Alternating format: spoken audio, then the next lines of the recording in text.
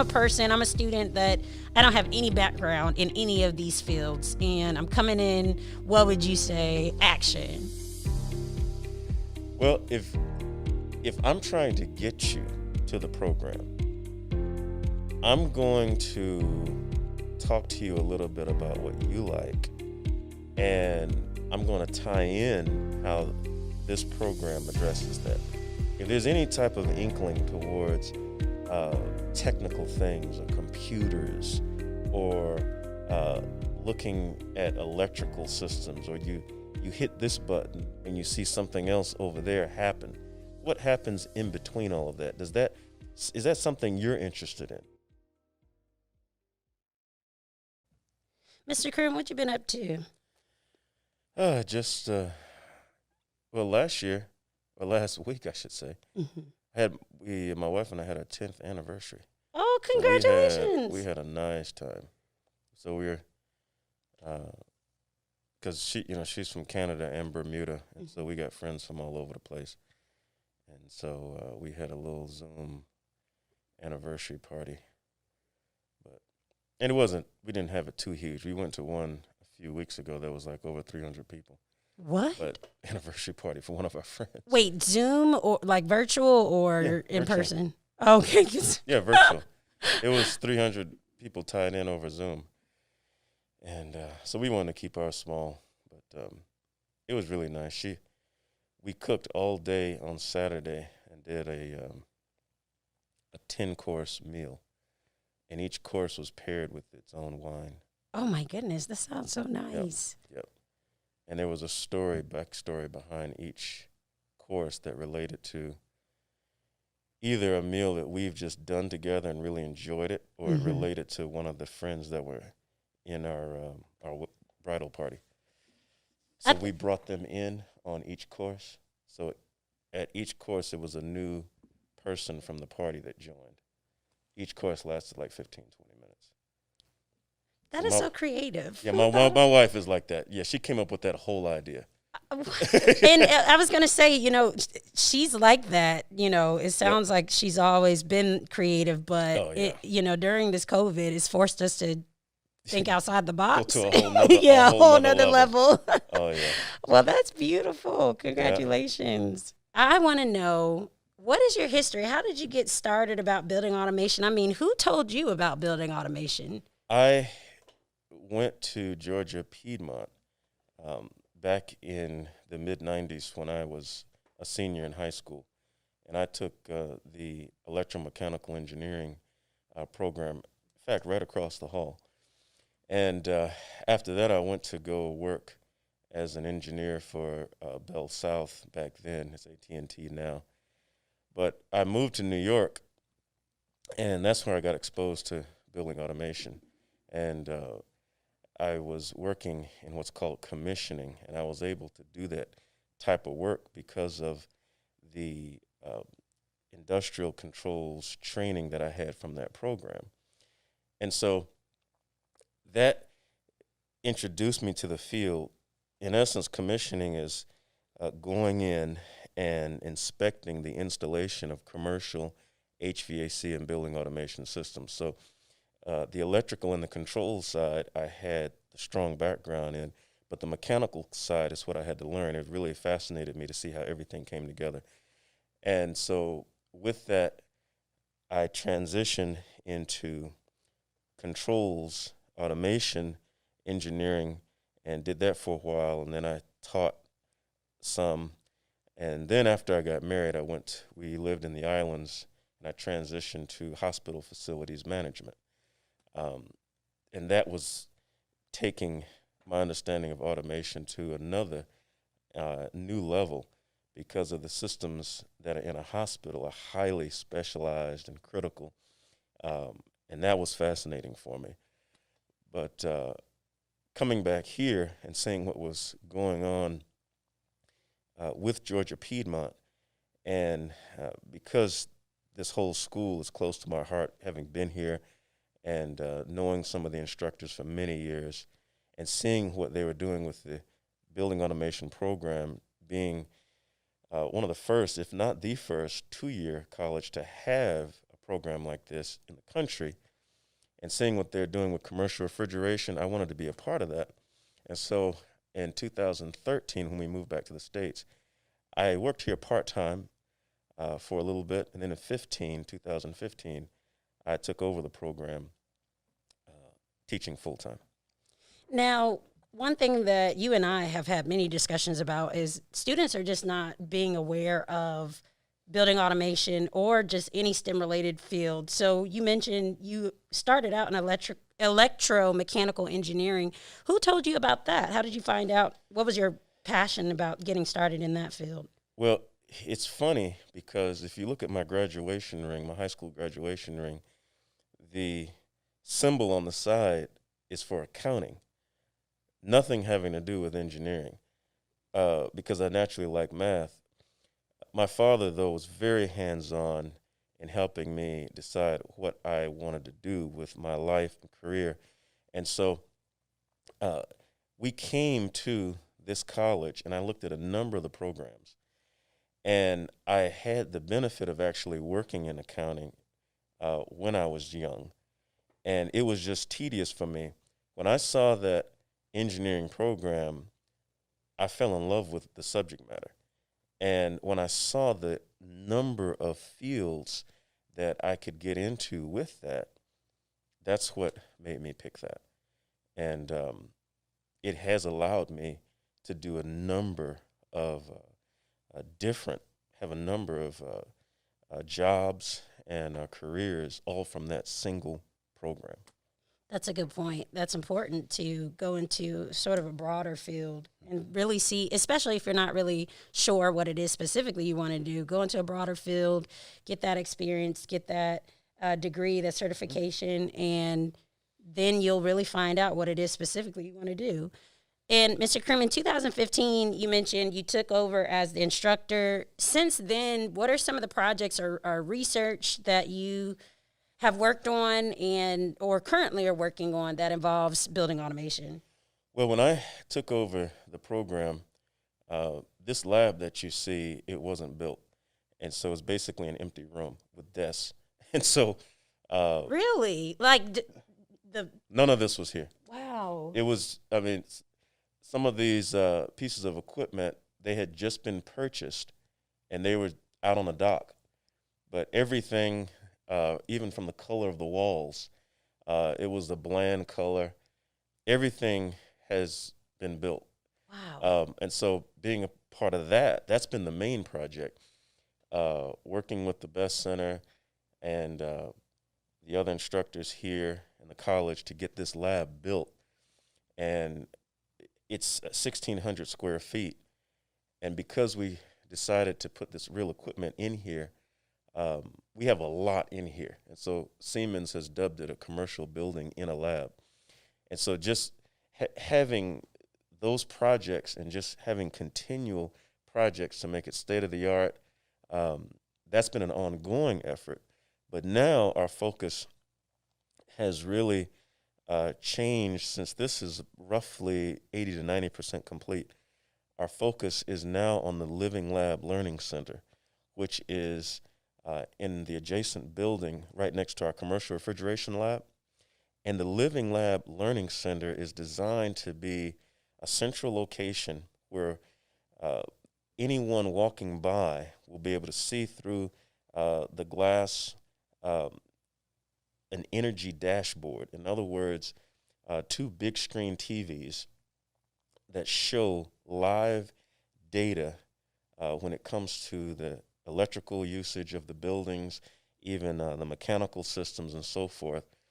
The students will get an understanding, or potential students walking by, and anyone for that matter, will be able to see how the air conditioning program, the commercial refrigeration program, and the building automation program all come together synergistically and really promote these programs. That's the idea, to have these programs really promoted and help the community see what excellent programs they are and how students will learn on state-of-the-art equipment that's incredibly fascinating, seeing where technology is going with these fields.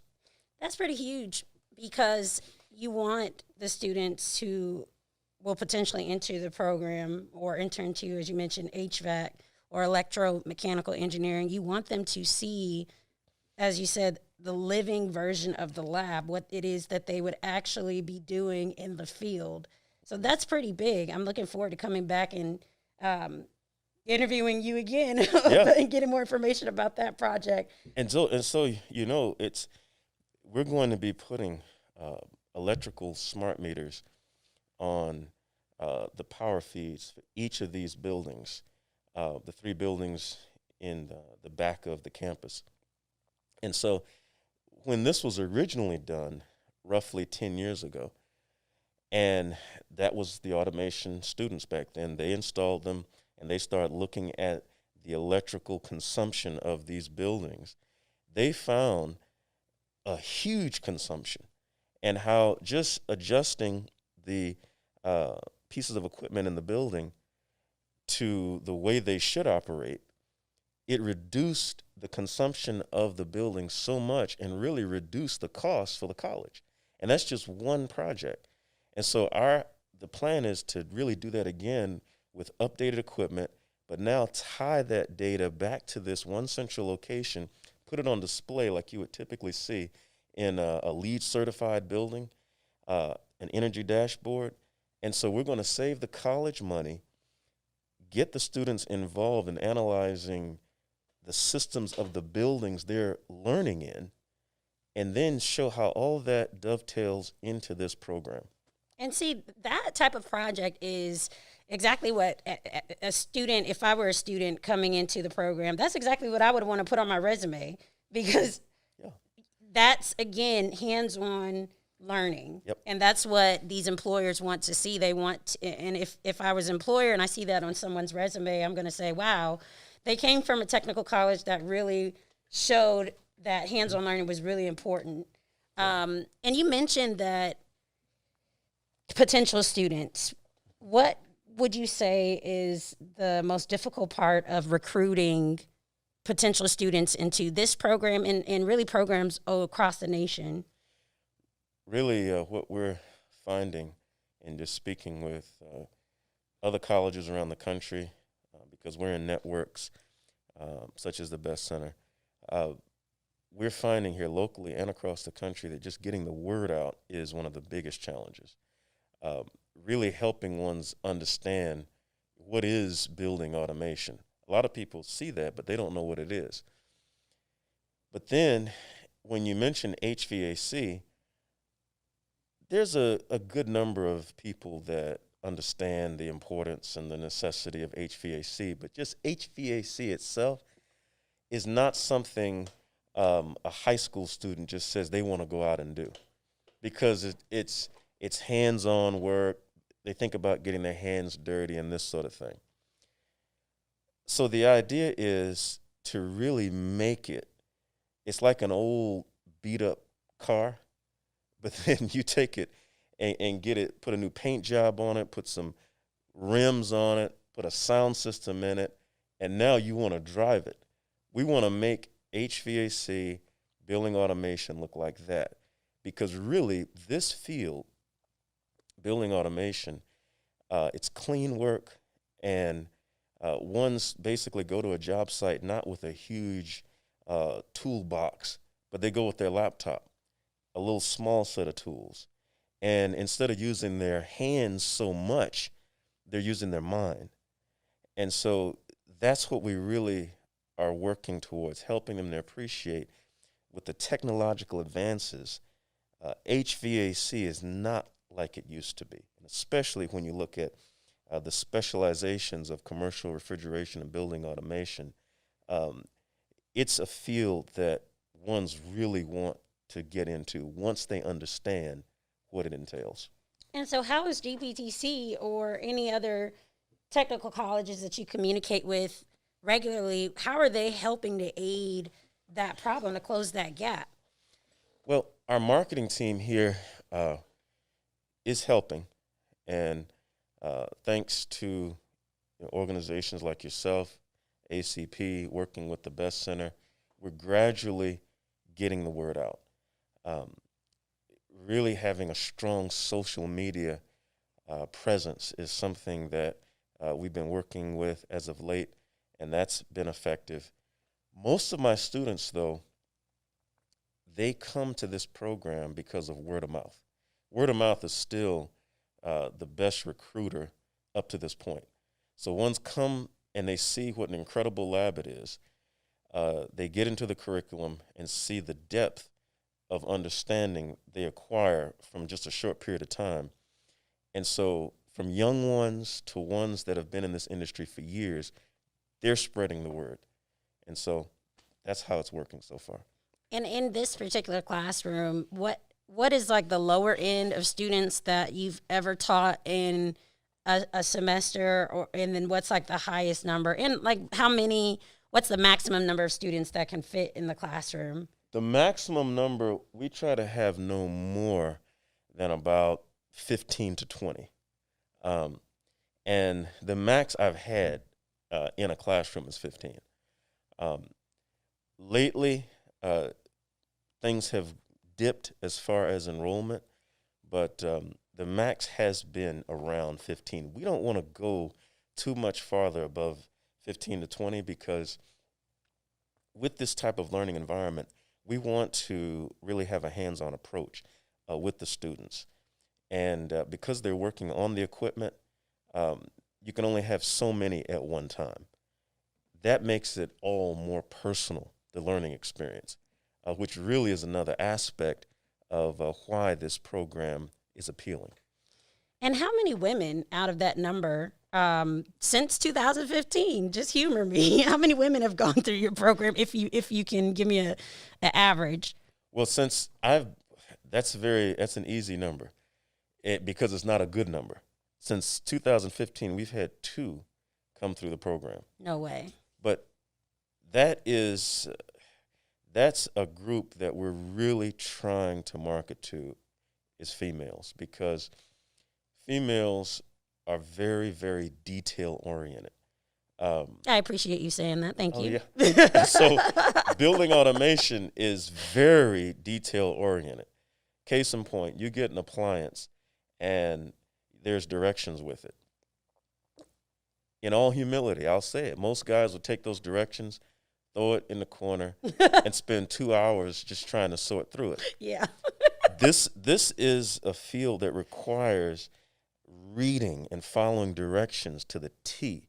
And so what I've found is that those females that had no background in the industry whatsoever, no technical background, they were in the class with others, with men that had background in HVAC, commercial HVAC. They did better because they were working from ground up, from scratch, and they were following the directions to the T.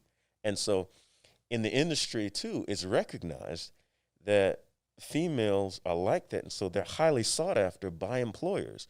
So that's a whole aspect of our marketing that we're really working to target at this point. When I was looking for a female controls technician to interview, I shouldn't say when I was looking for. I'm still looking for, and we talked about that too. One of your students we tried to get a hold of, and she was absolutely so sweet and so willing to do it. And I'm going to reach back out to her, but having someone, a veteran in the field, I have yet to find someone to interview. So, Mr. Kroom, after this one, if you know someone, I will be happy to get their contact information. But that is the dire need. You mentioned that now enrollment is down. I want to assume it's due to COVID. And if it is, what has shifted? How is it currently? Because you guys are starting back your semester now. You are in the classroom teaching. How has everything just shifted and changed? Well, when COVID came, we went totally online. That was in the spring semester. We went totally online, and we had to get incredibly creative. Some work you cannot do online. you have to be touching a piece of equipment. Right. I'm like, how do you do this? Exactly. However, there's a lot that you can do strictly online and really learn these systems, not being physically in the lab. Now, one of the things that taught us that is one of the colleges that we have an articulation agreement with, Ferris State University in Michigan. They have the program whereby after a student finishes their associate degree in building automation, air conditioning, or commercial refrigeration, they can go on for an additional 2 years and get a bachelor's degree in HVAC, engineering, energy management. But the interesting point is that that work is done virtually all online.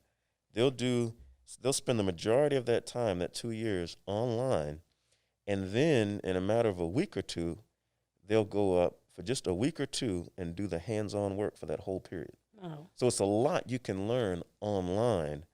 It's just you have to get very creative with the curriculum, the assignments. Troubleshooting activities is something that I implemented even more of. We have troubleshooting in the lab already, which is a huge part of the curriculum. But designing and troubleshooting exercises online, I've found to be very beneficial. Do you feel like this program, let's say Georgia shuts down again, and we don't know how long it's going to shut down, but the show must go on. As you said, we transition online. And let's say that you actually have to finish the program online. I don't know how long, but would you say that those who finish the program or have majority of their training online and they don't get this hands-on experience, will that put them behind? Will that make them less attractive to employers? Well, one thing we're doing is with the necessary hands-on activities that you cannot substitute.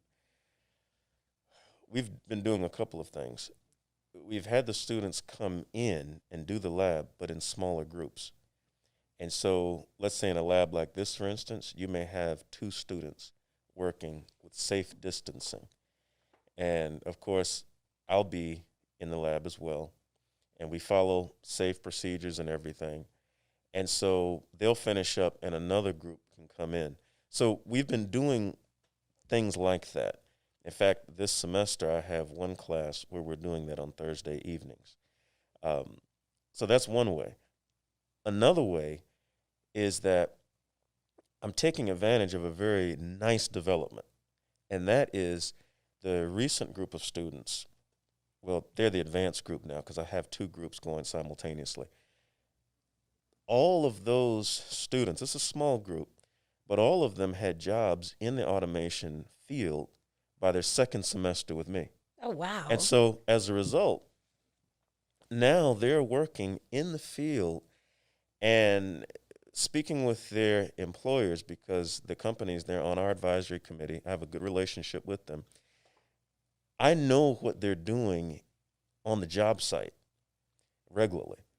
And so I can actually use some of the work that they're doing on the job site towards exercises that they're learning here in the class. So as they're advancing on the job site, I'm tying that in with things that we're learning in the curriculum, and I've been able to use that as far as their work for their degree is concerned as well. So that's really interesting. Typically, now just actually before I ask this question, let me clarify. Are you saying that they have paid internships or they're already full-time employees in automation? No, they're already full-time employees. What? So you're telling me? I'm telling you, y'all. I'm gonna be in Mr. Crew's class. Give me the schedule. We would love another female. I'm telling you. So you're telling me you said second semester, which there's 4 semesters total because it's 2 years. Well, they have. Technically, it's 5 semesters. Okay. But the first semester, they take the air conditioning prerequisite classes. So they're with me 4 semesters. Sometimes they'll do take the internship the last semester after they're finished with me. So they're with me between 4 and 5 semesters. Okay. And basically it depends on the student. I tell them that all the time, is they can, because there's such demand for automation technicians, if they apply themselves and really employ the soft skills that we learn about in the first semester with me here in our introduction class, and they go to an employer, a lot of employers will hire them just knowing they're in a program like this, not even necessarily finished a program like this. Employers will want you to come with that piece of paper that says, I have the completed degree.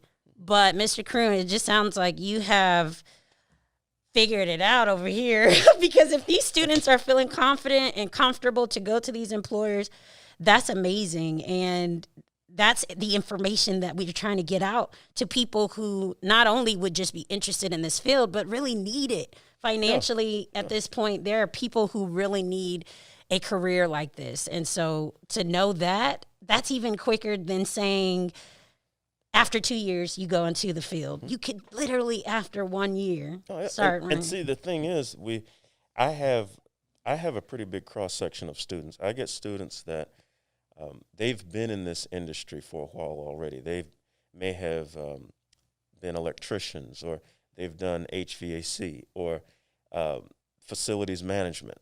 And then they want to tack on building automation to that because they know what an automation technician does. Then I have students that have absolutely no background whatsoever.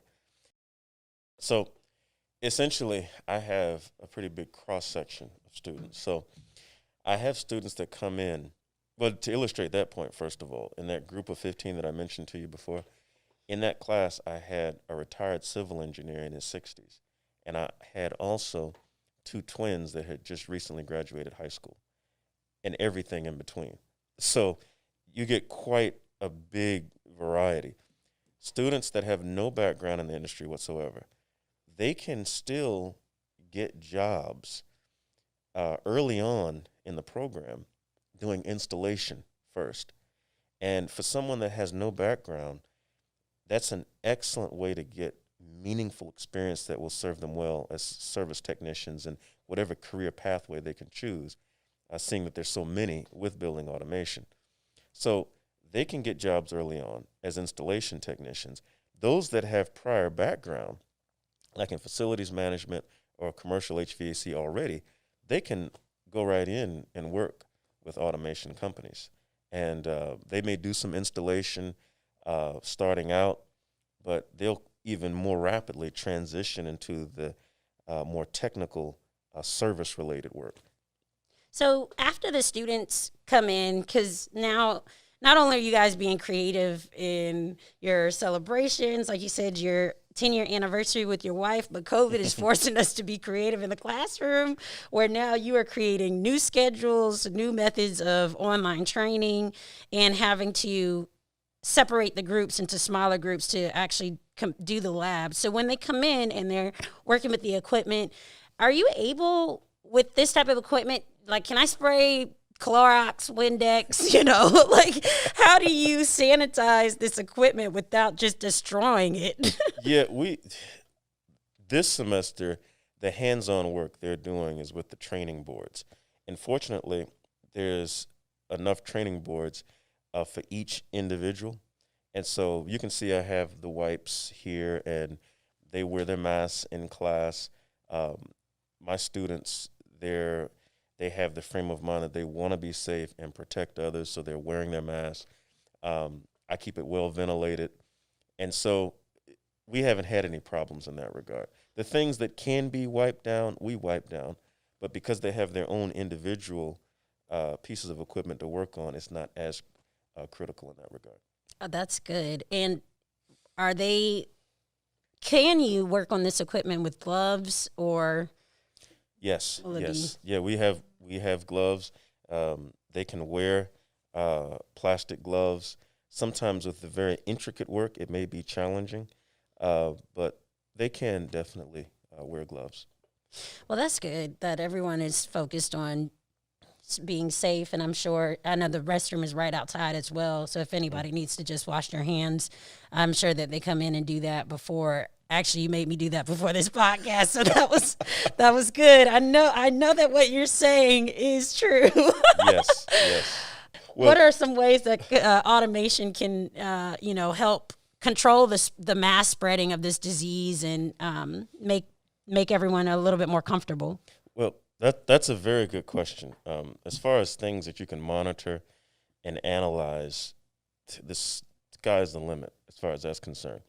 But in a more practical way right now, an application, it's interesting. I was just reading a trade journal recently on this. Airflows into a building. That's something that's so vital in this regard. How much air is going out of the building? Something else very important. These are things building automation systems monitor.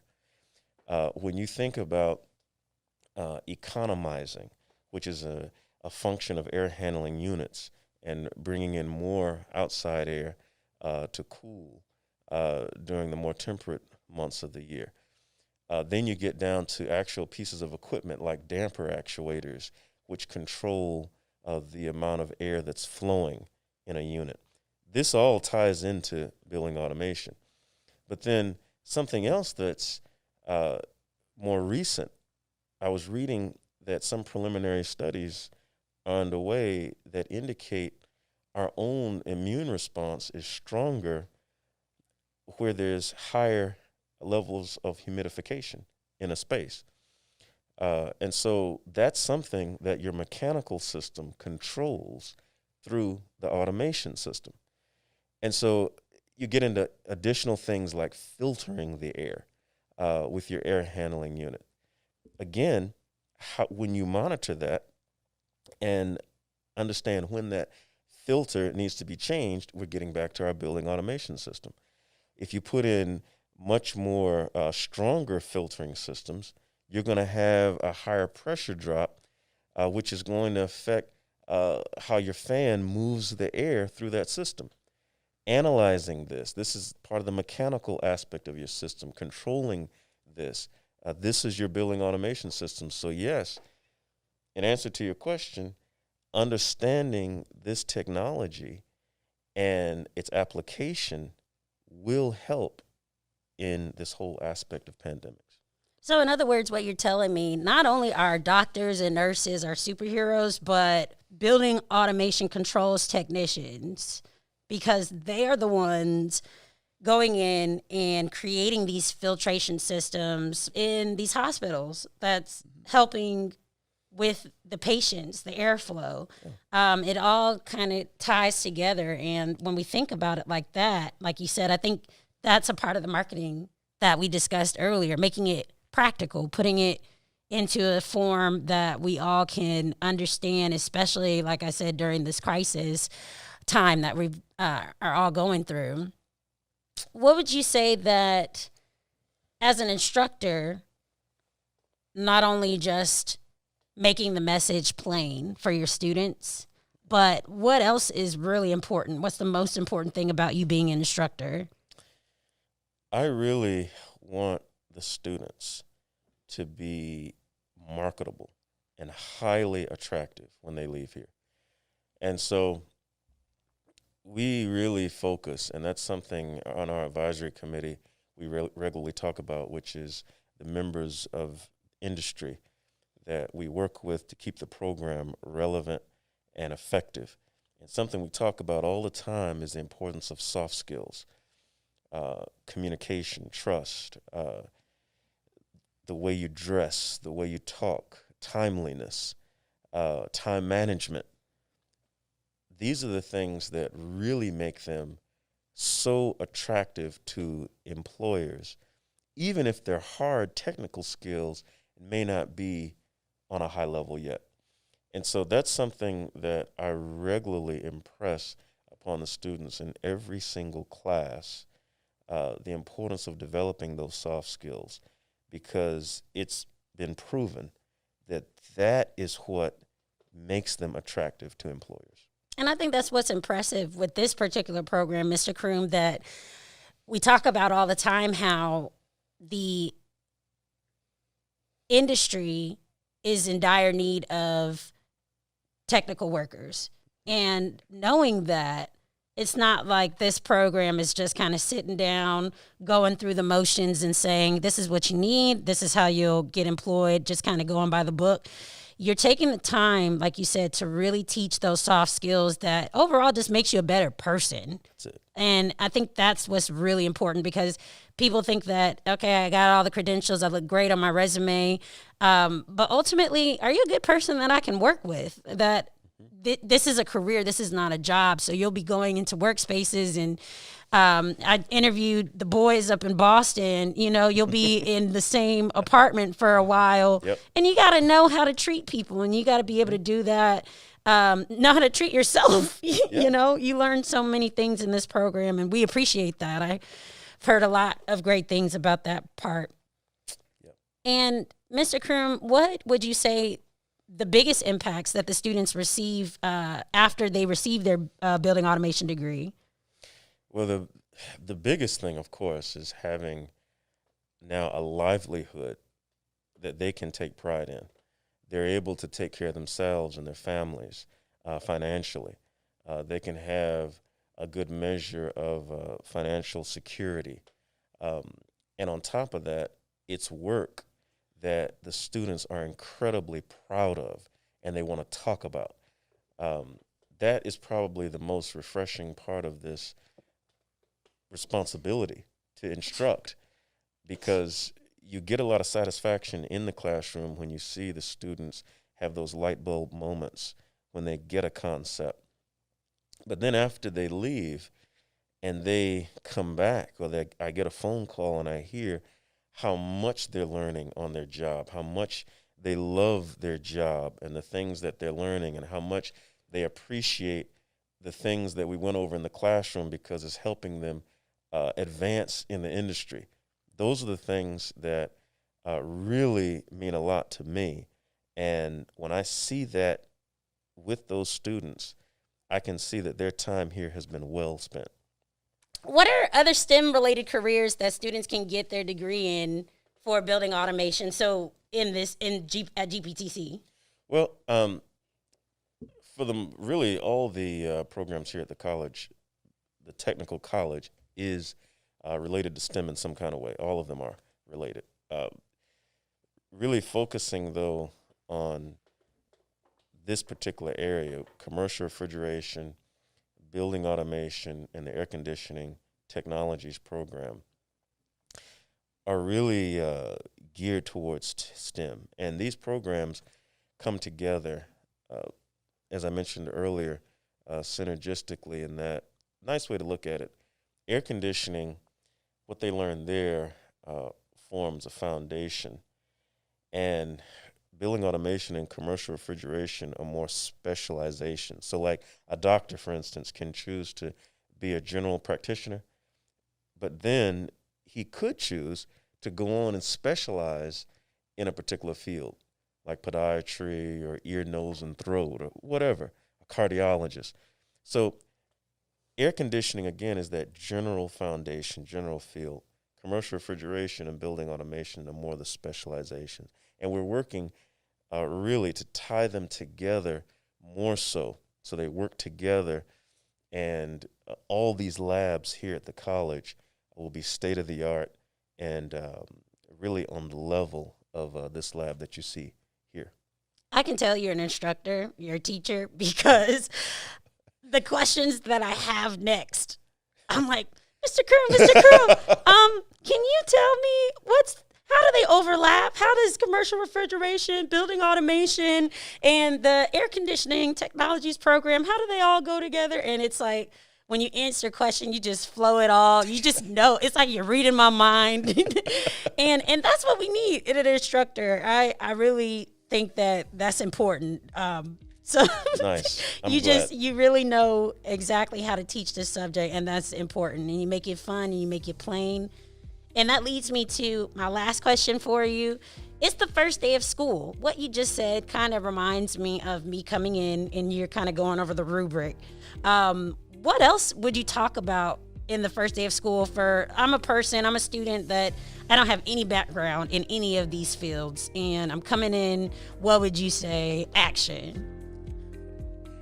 Well, if I'm trying to get you to the program, I'm going to talk to you a little bit about what you like, and I'm going to tie in how this program addresses that.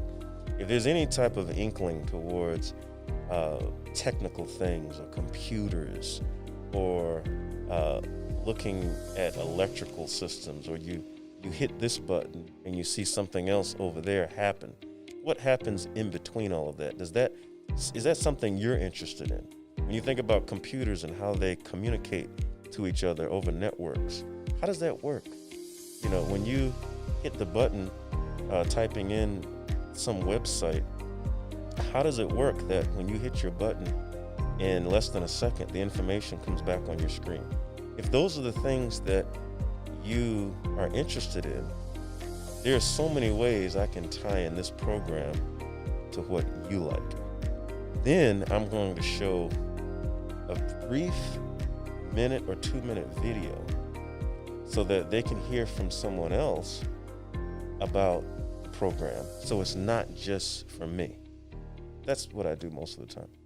I love it. And that's what we do at A Step in STEM. At ACP, we bring the message to the students. You see where they are, you see where their foundation is, and it then becomes all about the student, not about what it is that we think we're trying to get them to understand and learn. So that's another thing that I really appreciate about this program. You make it comfortable for everyone to come as they are and learn at the level that they are. And because you're such an excellent instructor, you get them to the point where after 2 semesters, they're in the field making money. Mr. Kroom, I'm looking forward to what we're about to do next, which is you're just going to give me a nice tour. You guys can definitely stay tuned for that. That'll be a separate video where you'll be able to kind of figure out and learn some of the other elements that we have going on. Thank you, Mr. Kroom. You know I'm going to call on you, and I'm going to come back, and we're going to talk more about these future developments, especially that living learning lab. Thank you. We really enjoyed it. And you're a good interviewer, What? Candace. Drops mic.